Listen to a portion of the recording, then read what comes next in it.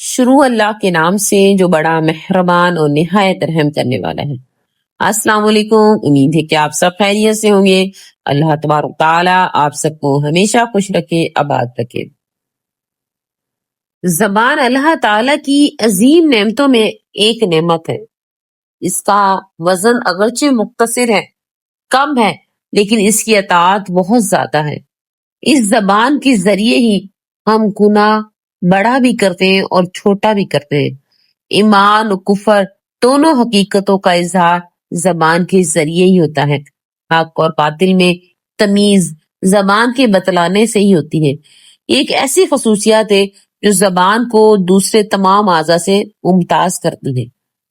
آنکھ کی طرف دیکھیں، آنکھ کی رسائی پہنچ صرف رنگوں اور شکلوں تک ہے۔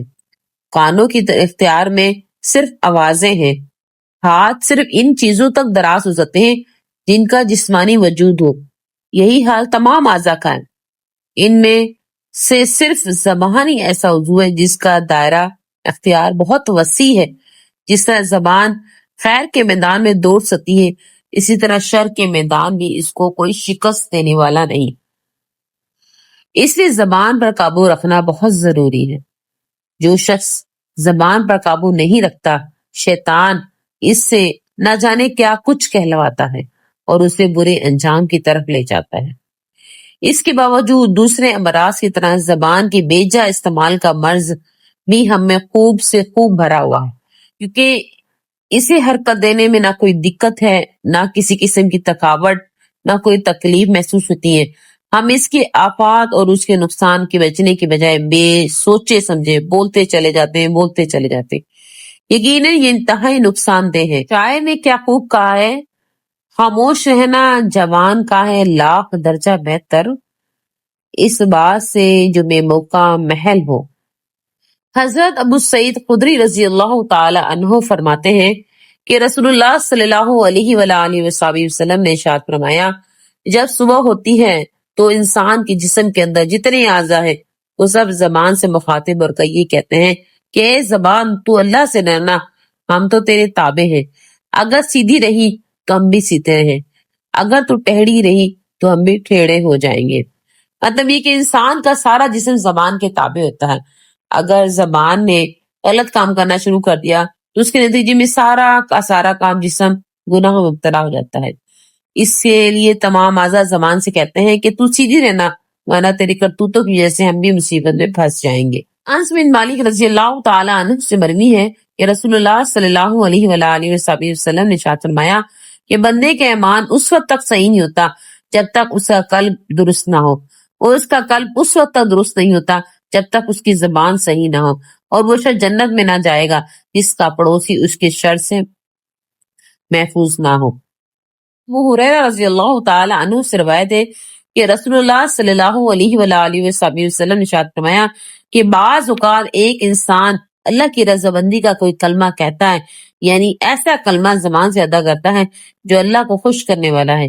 اس وقت اس کو اس کلمے کی اہمیت کا اندازہ نہیں ہوتا، لاپرواہی سے وہ کلمہ زبان سے نکال دیتا ہے، مگر اللہ تعالیٰ اس کلمے کے بدولت جنت میں اس کے درجات بلند فرما دیتے ہیں۔ اور اس کے بعض اوقات ایک انسان زبان سے ایسا کلمہ نکالتا ہے جو اللہ کو ناراض کرنے والا ہوتا ہے، وہ شخص لاپرواہی میں اس کلمے کو نکال دیتا ہے، لیکن وہ کلمہ اس کو جہنم میں لا کر گرا دیتا ہے۔ بخاری شریف کی روایت ہے۔ حضرت سہل بن سعد رضی اللہ تعالیٰ عنہ سے روایت ہے کہ رسول اللہ صلی اللہ علیہ وآلہ وسلم نے فرمایا، جو شخص مجھے دو چیزوں کی ضمانت اور گارنٹی دے دے تو میں اس کو جنت کی ضمانت اور گارنٹی دیتا ہوں۔ ایک اس چیز کی ضمانت دے دے جو اس کے دو جبڑوں کے درمیان یعنی زبان کی، یہ غلط استعمال نہ ہوگی، اس زبان سے جھوٹ نہیں نکلے گا، غیبت نہیں ہوگی، دل کی آزاری کسی کی نہیں ہوگی، وغیرہ وغیرہ۔ اور ایک اس چیز کی ضمانت دے دے جو اس کے دو ٹانگوں کے درمیان ہے، یعنی کہ شرم کا، تو میں اس کو جنت کی ضمانت دیتا ہوں۔ بخاری شریف کی روایت ہے۔ بے شک زبان کا خطرہ عظیم ہے، اس کے نقصانات کثیر ہیں، اور اس سے بچنے کا واحد راستہ خاموشی ہے۔ اس لیے اسلامی تعلیمات میں خاموشی کی تلقین اور فضیلت بیان کی گئی، چنانچہ آپ صلی اللہ علیہ وآلہ وسلم نے ارشاد فرمایا، من صمت نجات، جو خاموش رہا اس نے نجات پائی۔ خاموشی حکمت ہے، لیکن اسی کرنے والے یعنی خاموش رہنے والے کام ہے۔ عبداللہ بن سفیان اپنے والد سے روایت کرتے ہیں کہ میں نے رسول اللہ صلی اللہ علیہ وآلہ وسلم کی خدمت میں عرض کیا، یا رسول اللہ، مجھے اسلام کے متعلق کوئی ایسی باتیں بتائیں کہ آپ کے بعد کسی سے پوچھنے کی ضرورت نہ پڑے۔ تو آپ صلی اللہ علیہ وآلہ وسلم نے جواب میں ارشاد فرمایا، یہ کہ میں اللہ پر ایمان لایا، یا اس کے بعد اس ایمان پر ثابت قدم رہے۔ میں نے عرض کیا، یا رسول اللہ صلی اللہ علیہ وآلہ وسلم، میں کس چیز سے اجتناب کروں؟ صلی اللہ علیہ وآلہ وسلم نے زبان کی طرف اشارہ فرمایا۔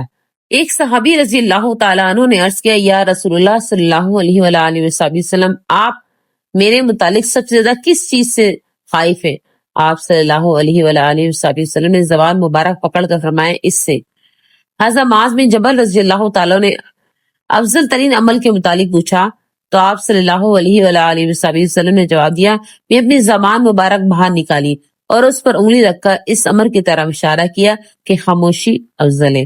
حضرت انس رضی اللہ تعالیٰ عنہ سے روایت ہے، رسول اکرم صلی اللہ علیہ وآلہ وسلم نے فرمایا، جسے سلامتی پسند ہو اسے خاموشی اختیار کرنی چاہیے۔ عیسیٰ علیہ السلام سے عرض کیا گیا کہ کوئی ایسا عمل بتلائیں جسے جنت حاصل ہو۔ فرمایا، کبھی بولنا مت۔ سائل نے عرض کیا، یہ تو ممکن نہیں۔ تو فرمایا، اگر بولنا ہی ضروری ہے تو خیر کے علاوہ کچھ مت بولنا۔ حضرت سلمان علیہ السلام فرماتے ہیں کہ اگر بولنا چاندی ہے تو چپ رہنا سونا ہے۔ ایک اعرابی رسول اللہ صلی اللہ علیہ وآلہ وسلم کی خدمت میں حاضر ہوا اور کہنے لگا کہ مجھے کوئی ایسا عمل بتلائیں جس سے جنت ملے۔ آپ نے جواب میں ارشاد فرمایا، بھوکے کو کھانا کھلا، پیاسے کو پانی پلا، اچھی بات کا حکم کر، بری بات سے منع کر، اگر تو ایسا نہ کر سکے تو زبان کو خیر کے علاوہ کوئی بات کہنے سے روک۔ موقع پر آپ صلی اللہ علیہ وآلہ وسلم نے ارشاد فرمایا کہ اللہ تعالیٰ ہر بولنے والے کے پاس ہے، اس لیے ہر شخص کو اپنی بات پر اللہ تعالیٰ سے ڈرنا چاہیے۔ ایک روایت میں منقول ہے کہ رسول اللہ صلی اللہ علیہ وآلہ وسلم نے ارشاد فرمایا کہ جب تم مسلمان کو خاموش و باوقار دیکھو تو اس کے قریب ہو جائے، اس لیے کہ وہ حکمت کی تلقین کرتا ہے۔ اسی طرح ایک اور حدیث میں آپ صلی اللہ علیہ وآلہ وسلم کا ارشاد گرامی ہے کہ جس کا کلام زیادہ ہوتا ہے اس کی لرزشیں بھی زیادہ ہوتی ہے، جس کی لرزشیں زیادہ ہوتی ہیں اس کے گناہ بھی زیادہ ہوتے ہیں، جس کے گناہ زیادہ ہوتے ہیں وہ عذاب کا مستحق ہوتا ہے۔ اب یہاں پر یہ سوال پیدا ہوتا ہے کہ خاموشی کس قدر افضل کیوں ہے؟ اس کا جواب یہ ہے کہ بولنے میں بے شمار آفات ہیں، غلطی، جھوٹ، غیبت، چغل خوری، ریا، پاش گوئی، ایذا وغیرہ، پردہ دری۔ اس ایوب کا تعلق زبان سے ہے۔ زبان کو حرکت دینے میں نہ کوئی تکلیف ہے نہ تھکن ہے، بلکہ بولنے میں لذت ملتی ہے۔ خود طبیعت بھی بولنے پر اکساتی ہے۔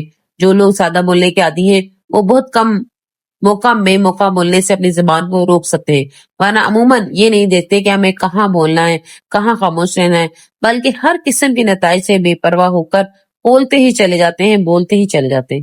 چنانچہ معلوم ہوا کہ بولنے میں خطرات ہیں اور خاموشی میں ہر خطرے سے حفاظت ہے، اس لیے اسی فضیلت جاتا ہے۔ خاموشی کے بے شمار فوائد ہیں۔ خیالات میں انتشار نہیں ہوتا، وقار بنا رہتا ہے، فکر، ذکر اور عبادت کے لیے فراغت رہتی ہے، دنیا میں بولنے کی غلط نتائج اور آخرت میں اس کے محاسبے سے نجات ملتی ہے۔ اللہ تعالیٰ نے زبان اور دماغ کے درمیان ایسا کنیکشن رکھا ہے، جیسے ہی دماغ نے یہ ارادہ کیا کہ فلاں کلمہ زبان سے نکالا جائے، اسی لمحے زبان وہ کلمات ادا کر دیتی ہے۔ اور اگر انسان کے اوپر چھوڑ دیا جاتا کہ تم خود اس کو استعمال کرو تو اس کے لیے پہلے یہ علم سیکھنا پڑتا ہے کہ زبان کی کس حرکت سے الف نکلے گا، زبان کو کہاں لے جا کر بے نکالے، تو پھر انسان ایک مصیبت میں مبتلا ہو جاتا۔ لیکن اللہ تعالیٰ نے فطری طور پر انسان کے اندر یہ بات رکھ دی کہ جو لفظ وہ زبان سے ادا کرنا چاہ رہا ہے وہ تو بس ارادہ کرتے ہیں، وہ لفظ زبان سے نکل جاتا ہے۔ لیکن اب ذرا اس کو استعمال کرتے ہوئے دیکھو، سوچئے کہ کیا آپ خود یہ مشین خرید کر لائے تھے یا نہیں؟ یہ اللہ تعالیٰ کی عطا ہے، اس نے آپ کو یہ عطا کی ہے، یہ ہماری اپنی ملکیت نہیں بلکہ یہ ہمارے پاس امانت ہے۔ اور جب یہ اللہ تعالیٰ کی امانت ہے تو پھر یہ بھی ضروری ہے اس کو اسی کی رضا کے مطابق استعمال کیا جائے۔ یہ نہ ہو جو دل میں ہے آیا بے سوچے سمجھے زبان سے نکال دیا، بلکہ جو بات اللہ کے حکم کے خلاف ہو اس سے اجتناب کیا جائے۔ ہر حال یہ سرکاری مشین ہے، اس کو اسی کی مرضی کے مطابق استعمال کیجیے۔ यूं तो सारा माशरा ही इस जबान के गुनाहों में मुबतला है, लेकिन हदीस में रसूलुल्लाह सल्लल्लाहु अलैहि वसल्लम ने खवातीन के अंदर जिन बीमारियों के पाए जाने की निशानदेही फरमाई, उनमें से एक बीमारी ये भी है इस जबान उनके काबू में नहीं होती। हदीस शरीफ में आता है, एक मरतबा रसूलुल्लाह सल्लल्लाहु अलैहि वसल्लम ने खवातीन से खिताब फरमाया, ए खवातीन, मैंने अहले जहन्नुम में सबसे ज्यादा तादाद में से तुमको पाया है। यानी जहन्नुम में मर्दों के मुकाबले में खवातीन की तादाद ज्यादा है। अस्तगफिरुल्लाह। खवातीन ने पूछा, या रसूलुल्लाह, इसकी क्या वजह है? तो हुज़ूर अकरम सल्लल्लाहु अलैहि वसल्लम जवाब में इरशाद फरमाया, यानी तुम लान तान बहुत करती हो, शोहरों की नाशुक्री बहुत करती हो, इस वजह से जहन्नुम में तुम्हारी तादाद ज्यादा है। बदकिस्मती से हमारे यहाँ जो जबान के गलत इस्तेमाल की वबा चल पड़ी है, ये बड़ी खतरनाक बात।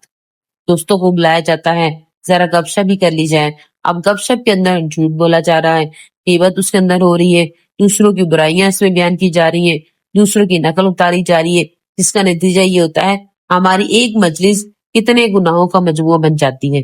इसलिए सबसे पहला काम ये है कि इस जबान को काबू में रखने की अहमियत दिल में पैदा की जाए। इस जबान के जरिए दिन बयान किया जाए, दूसरों को दीन की बातें सिखलाई जाए, लोगों को खैर की तरफ बुलाएं, गैर जबान को वहां इस्तेमाल किया जाए जहाँ खैर है।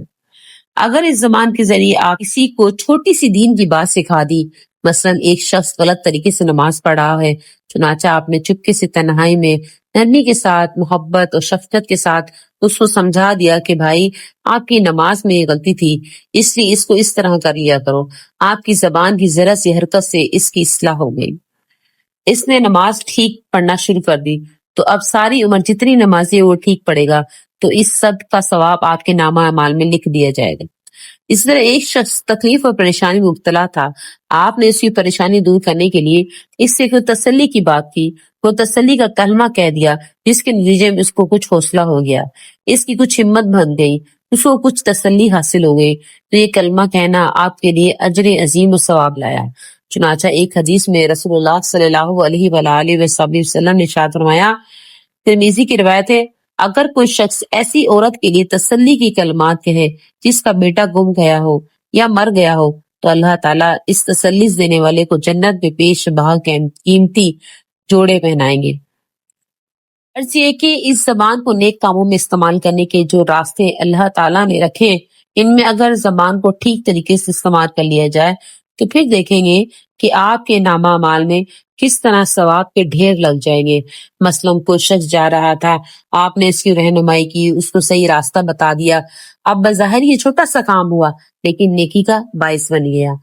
बहरहाल अगर एक इंसान इस जबान को सही इस्तेमाल करे, तो यकीन कीजिए मेरी बहनों भाइयों कि इसके लिए जन्नत के दरवाजे खुल जाएंगे, उसके बेशुमार गुनाहों की माफी का जरिया बन जाएंगे। लेकिन खुदा न करे अगर इस जबान का नाजायज गलत इस्तेमाल हुआ, तो फिर यही जबान इंसान को जहन्नुम में खींच कर ले जाती है। ताला हमें इस जबान की हिफाजत करने की तौफीक अता फरमाए।